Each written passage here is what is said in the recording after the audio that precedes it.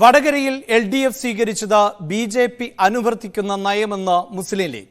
മോദിയുടെ വെറുപ്പും വിദ്വേഷവും നിറഞ്ഞ പ്രചരണം LDF ഏറ്റെടുത്തുവെന്ന് PMA സലാം. LDF സ്ഥാനാർത്ഥി KK ശൈലജയ്ക്കെതിരെ കാഫിർ എന്ന പ്രചാരണം നടത്തിയത് യൂത്ത് ലീഗ് ആണ് എന്ന ആരോപണം അടിസ്ഥാനരഹിതമാണ് എന്നും ലീഗിന്റെ പാരമ്പര്യം അതല്ല എന്നും സലാം ന്യൂസ് 18നോട് പറഞ്ഞു. സത്യത്തിൽ വളരെ ദൗർഭാഗ്യകരമായ ഒരു നിലപാടാണ് വടകരയിൽ LDF സ്വീകരിച്ചത്. ഒരു സ്ഥാനാർത്ഥിയുടെ ജാതിയും മതവും നോക്കിയിട്ട് അതിൻ്റെ പേരിൽ രാഷ്ട്രീയ മുതലെടുപ്പ് നടത്തുക, വോട്ട് നേടാൻ ശ്രമിക്കുക എന്നത് LDFിൽ നിന്ന് ഒരിക്കലും പ്രതീക്ഷിക്കുന്നതല്ല. കേരളത്തിന് പുറത്തുള്ള മറ്റു സംസ്ഥാനങ്ങളിൽ BJPക്ക് സ്വാധീനമുള്ള സംസ്ഥാനങ്ങളിൽ BJP അനുവർത്തിക്കുന്ന ഒരു നയമാണത്. നമുക്കറിയാലോ, ഇന്ത്യയുടെ പ്രധാനമന്ത്രി ശ്രീ നരേന്ദ്രമോദി പോലും ഈ തെരഞ്ഞെടുപ്പ് ഘട്ടത്തിൽ നടത്തിയ പ്രസംഗങ്ങൾ മുഴുവൻ വിദ്വേഷ വെറുപ്പും വളർന്നതായി. അത് കേരളത്തിൽ ആവർത്തിക്കുന്നത്, ഏറ്റെടുത്തത് LDF ആണ്. വടകരയിൽ ഇത്രത്തോളം വിദ്വേഷമുണ്ടാക്കാനുള്ള പ്രവർത്തനങ്ങൾക്ക് നേതൃത്വം നൽകിയത് LDF ആണ്. സ്ഥാനാർത്ഥിയുടെ മതവും ജാതിയും നോക്കിയിട്ടല്ലല്ലോ തെരഞ്ഞെടുപ്പിനെ നേരിടേണ്ടത്.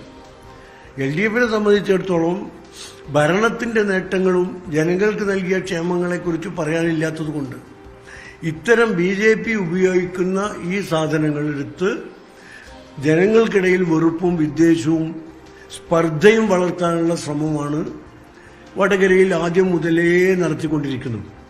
ഇപ്പോൾ തെരഞ്ഞെടുപ്പിന്റെ അവസാന ഘട്ടമായപ്പോൾ ആവശ്യമില്ലാത്ത കാര്യങ്ങളെടുത്ത് വ്യാജ ഫേക്ക് സോഷ്യൽ മീഡിയ സംരംഭങ്ങൾ വരെ നടത്തി.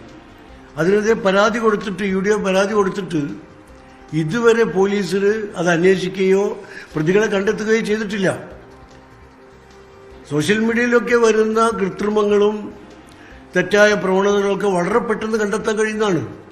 നമ്മുടെ സൈബർ വിങ് അതിന് വളരെ പ്രശസ്തമാണ്, അവർക്ക് കഴിയുകയും ചെയ്യും. പക്ഷെ എന്തുകൊണ്ട് അത്തരം പരാതി UDFിന്റെ ഭാഗത്തുനിന്ന് പരാതി ഉണ്ടായിട്ട് ഇതുവരെ പ്രതികളെ കണ്ടെത്തിയിട്ടില്ല, അന്വേഷണം നടത്തിയിട്ടില്ല? അപ്പോൾ സ്വാഭാവികമായും ബോധപൂർവം മാർക്സിസ്റ്റ് പാർട്ടി കളിക്കുകയും അതിന് ഭരണകൂടത്തെ ദുരുപയോഗം ചെയ്യുകയും ചെയ്തൊരവസ്ഥയാണ് വടകരയിൽ കണ്ടത്. കാഫിർ എന്നൊരു പ്രയോഗം എങ്ങനെ വന്നു എന്ന് അറിഞ്ഞുകൂടാ. ഒരു മുസ്ലിം യൂത്ത് ലീഗിന്റെ പ്രൊഫൈലിൽ നിന്നാണ് വന്നത് എന്നാണ് പ്രചരിപ്പിക്കുന്നത്. അദ്ദേഹം പറയുന്നു, ഞാനങ്ങനെ ചെയ്തിട്ടില്ല, എൻ്റെ വീട്ടിൽ പരിശോധിക്കാം. അപ്പോഴാണ് ഞങ്ങൾ സൈബർ വിങ്ങിന് പരാതി കൊടുത്തത്. അപ്പോൾ സ്വാഭാവികമായും ഗവൺമെന്റിന്റെ ഭാഗത്തു നിന്നുള്ള അന്വേഷണം നടത്തി കുറ്റവാളിയെ കണ്ടെത്തേണ്ടത്. അതെന്തുകൊണ്ട് ഗവൺമെന്റ് ചെയ്യുന്നില്ല? അപ്പോൾ വ്യാജ പ്രൊഫൈലും വ്യാജ ഫേക്ക് ഇതുപോലുള്ള സാധനങ്ങളും ഉണ്ടാക്കി ആളുകൾക്കിടയിൽ വിദ്വേഷം വർദ്ധിപ്പിക്കാൻ ശ്രമിച്ചത് ഭരണകൂടം തന്നെയാണ് എന്ന് വ്യക്തമാവുകയാണ്. ലീഗ് അത്ര പ്രചരണം നടത്തിയിട്ടില്ല എന്ന് ഉറപ്പിച്ച് പറയാൻ കഴിയും? തീർച്ചയായും അത് മുസ്ലിം ലീഗിന്റെ ഒരു പാരമ്പര്യമല്ല. മുസ്ലിം ലീഗ് വോട്ടിന് വേണ്ടിയോ മറ്റു കാര്യങ്ങൾക്ക് വേണ്ടിയോ വർഗീയതയോ ജാതീയതയോ ഒന്നും പ്രോത്സാഹിപ്പിക്കുന്ന പാർട്ടിയല്ല. അത് എല്ലാ ആളുകളെയും ഒരുമിച്ച് കൊണ്ടുപോകണമെന്ന് ആഗ്രഹിക്കുന്നതാണ്. അതാണ് മുസ്ലിം ലീഗിന്റെ പാരമ്പര്യവും പൈതൃകവും. കേരളത്തിന്റെയോ ഇന്ത്യയുടെയോ ചരിത്രത്തിൽ എവിടെയും അത്തരമൊരു പ്രവർത്തനത്തിന് മുസ്ലിം ലീഗ് നിന്നതായിട്ട് ആർക്കും പറയാൻ കഴിയില്ല.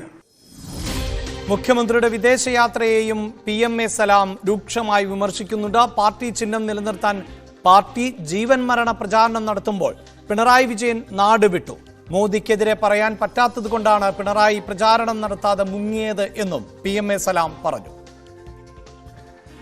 പിണറായി വിജയൻ നേതൃത്വം നൽകുന്ന കേരളത്തിലെ CPMന് CPM എന്ന രാഷ്ട്രീയ പാർട്ടിയുമായി യാതൊരു ബന്ധവുമില്ല. ഉണ്ടായിരുന്നുവെങ്കിൽ പോളിറ്റ് ബ്യൂറോ മെമ്പർ ബംഗാളിലും ത്രിപുരയിലും പോലും പ്രചരണം നടത്താതെ നാടുവിടുമായിരുന്നു, മുങ്ങിപ്പോകുമായിരുന്നു.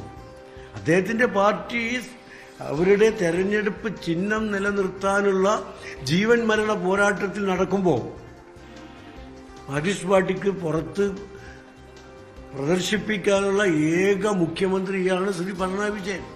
പാർട്ടിയുടെ പോളിറ്റ് ബ്യൂറോ മെമ്പറാണ്. ആ പോളിറ്റ് ബ്യൂറോ മെമ്പറെ ത്രിപുരയിലും പശ്ചിമ ബംഗാളിലെങ്കിലും പോയി വോട്ട് ചോദിക്കാനും അണിനിരത്താനും കഴിയേണ്ട പാർട്ടിക്ക് അതിനു പോലും തയ്യാറാകാതെ അദ്ദേഹം നാടുവിട്ടു. ഈ ഘട്ടത്തിൽ ഏതെങ്കിലും പാർട്ടിയുടെ ഒരു നേതാവ് ചെയ്യുന്ന ഒരു കാര്യമാണോ ചെയ്യുന്നത്? ഇദ്ദേഹം BJPക്കെതിരായി പശ്ചിമ ബംഗാളിലും ത്രിപുരയിലും സംസാരിക്കാൻ പറ്റാത്തതുകൊണ്ട് കോൺഗ്രസിനോടൊപ്പം സഖ്യം ചെയ്ത് മത്സരിക്കുന്ന CPMന് കോൺഗ്രസിന് വോട്ട് ചെയ്യണം എന്ന് പറയാൻ ഇദ്ദേഹത്തിന് പറ്റാത്തത് കൊണ്ട് പോയി എന്നാണ് പറയുന്നത്. പക്ഷേ ഇവിടെ BJPയെ പിണക്കാൻ പാടില്ല.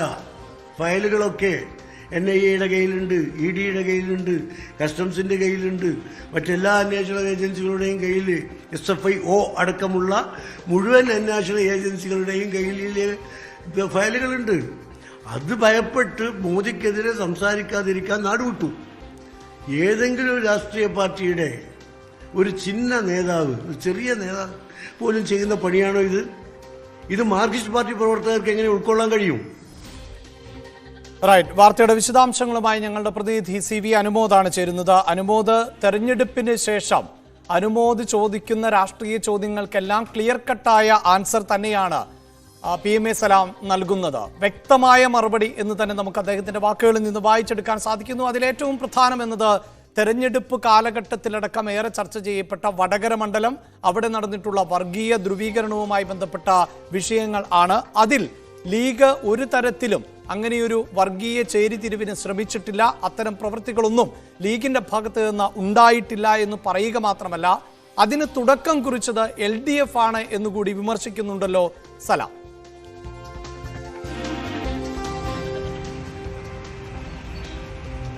അഭിലാഷ്, സലാമിന്റെ വാക്കുകളിൽ വളരെ വ്യക്തമാണ് കാര്യങ്ങൾ. രണ്ട് കാര്യങ്ങളാണ് അദ്ദേഹത്തിൻ്റെതായി നമ്മളിപ്പോൾ പ്രേക്ഷകരെ കാണിച്ചിട്ടുള്ളത്. അതിൽ രണ്ടിലും പറയുന്ന കാര്യങ്ങൾക്കെല്ലാം അടിസ്ഥാനപരമായിട്ടുള്ളത് ഒന്നാണ്.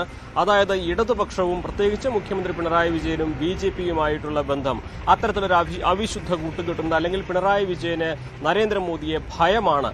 ഈ ഒരു കാര്യം അടിസ്ഥാനമാക്കിയാണ് PMA സലാം ഈ രണ്ട് കാര്യങ്ങളും പറഞ്ഞിരിക്കുന്നത്. ആദ്യത്തിലേക്ക് വരികയാണെങ്കിൽ വടകരയിൽ ഇടതുപക്ഷം നടത്തിയത് കടുത്ത വർഗീയ പ്രചാരണമാണ്. BJP അവർക്ക് ആധിപത്യമുള്ള ഉത്തരേന്ത്യൻ മേഖലകളിൽ എന്താണോ ചെയ്യുന്നത് അതേ ശൈലിയിലാണ്, അതേ കാര്യമാണ് വടകരയിൽ ഇടതുപക്ഷം നടപ്പാക്കിയിരിക്കുന്നത്. ഒരാളെ ജാതിയും മതവും പറഞ്ഞ് അയാളെ വേർതിരിക്കാൻ നോക്കുക, അത്തരത്തിലുള്ള പ്രചാരണം നടത്തുക. മുസ്ലിം ലീഗ് ഒരിക്കലും ഒരു മനുഷ്യനെ ജാതിയും മതവും പറഞ്ഞ് വേർതിരിക്കുകയില്ല. അങ്ങനെ വോട്ട് പിടിക്കേണ്ട സാഹചര്യവുമില്ല. അങ്ങനെ വോട്ട് പിടിക്കുന്ന ഒരു പാരമ്പര്യവും മുസ്ലിം ലീഗിനില്ലെന്ന് PMA സലാം ഉറപ്പിച്ചു പറയുന്നു. കാഫിർ എന്നൊരു പ്രയോഗം അത് യൂത്ത് ലീഗ് പ്രവർത്തകന്റെ ഭാഗത്തും ഉണ്ടായിട്ടില്ല. അതേക്കുറിച്ച് ഞങ്ങൾ പാർട്ടിക്ക് ഉത്തമ ബോധ്യമുണ്ട്. ഇത് വ്യാജ സോഷ്യൽ മീഡിയ പ്ലാറ്റ്ഫോമുകളിലൂടെ നടത്തിയ പ്രചാരണമാണ്. അങ്ങനെ നടത്തിയ പ്രചാരണത്തെക്കുറിച്ച് അന്വേഷിക്കുവാൻ പോലീസിന് പരാതി നൽകിയിട്ട് പോലീസ് ഒന്നും ചെയ്തില്ല. അതാണല്ലോ അനുമോദ് ഏറ്റവും പ്രധാനപ്പെട്ട വിഷയം. ഇപ്പോൾ തെരഞ്ഞെടുപ്പ് കഴിഞ്ഞിരിക്കുന്നു. തെരഞ്ഞെടുപ്പ് കാലഘട്ടത്തിൽ ഉയർന്നു വന്ന പ്രധാനപ്പെട്ട ആരോപണങ്ങളായിരുന്നു KK ശൈലജയ്ക്ക് നേരെ, അല്ലെങ്കിൽ KK ശൈലജ എന്ന സ്ഥാനാർത്ഥിയെ വർഗീയമായി ആക്ഷേപിച്ചുകൊണ്ട് അവിടെ ഒരു വർഗീയ ചേരിതിരിവുണ്ടാക്കുന്നു. കാഫിർ എന്ന പ്രയോഗം അത് സൃഷ്ടിക്കപ്പെട്ടത് ലീഗ് കേന്ദ്രങ്ങളിൽ നിന്നാണ്, അല്ലെങ്കിൽ അവിടുത്തെ സ്ഥാനാർത്ഥിയായിരുന്ന ഷാഫി പറമ്പിലുമായി ചേർന്ന് നിൽക്കുന്നവരാണ് എന്ന് LDF പറയുന്നു. അവിടെയാണല്ലോ PMA സലാമിന്റെ മറുപടി പ്രസക്തമാകുന്നത്. പരാതി ഞങ്ങൾ നൽകിയിട്ട് എന്തുകൊണ്ട് ഇതിന്റെ ഉത്തരവാദികളെ കണ്ടുപിടിക്കാൻ പോലീസ് സംവിധാനത്തിന് സാധിക്കുന്നില്ല? അപ്പോൾ സംശയത്തിന്റെ നിഴലിൽ നിർത്തുകയാണ് ലീഗിനെ. ലീഗാണോ അത് സൃഷ്ടിച്ചത് എന്നൊന്നും നമുക്ക് ഈ ഘട്ടത്തിൽ ഉറപ്പിച്ചു പറയാൻ പറ്റില്ല. പക്ഷേ അങ്ങനെയെങ്കിൽ അവരെ വേഗം പിടികൂടുകയും അവരെ പൊതുസമൂഹത്തിന് മുന്നിൽ നിർത്തിക്കുകയും ചെയ്യേണ്ടത് ഭരണകൂടമാണ്. ആ ഭരണകൂടത്തിന്റെ ഭാഗമായുള്ള പോലീസ് സംവിധാനത്തെയാണ് പ്രയോജനപ്പെടുത്തേണ്ടത്. അതിന് സാധിക്കുന്നില്ല ഇപ്പോൾ പോലും, തെരഞ്ഞെടുപ്പ് കഴിഞ്ഞ് ദിവസങ്ങൾ പിന്നിടുമ്പോൾ പോലും.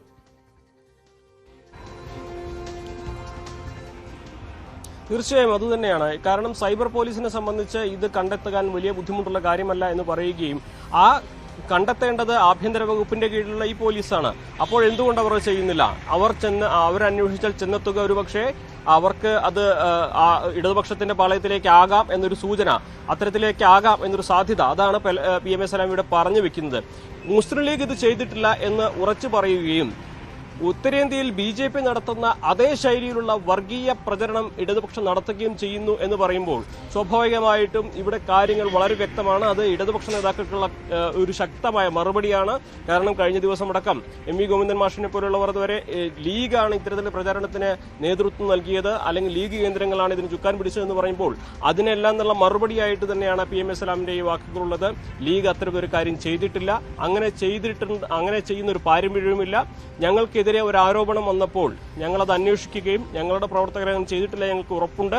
അതിനുശേഷം അത് ഞങ്ങൾ പരാതിപ്പെടുകയും ചെയ്തപ്പോൾ എന്തുകൊണ്ട് പരാതി അന്വേഷിക്കുന്നില്ല എന്ന ചോദ്യം വളരെ പ്രസക്തമാണ്.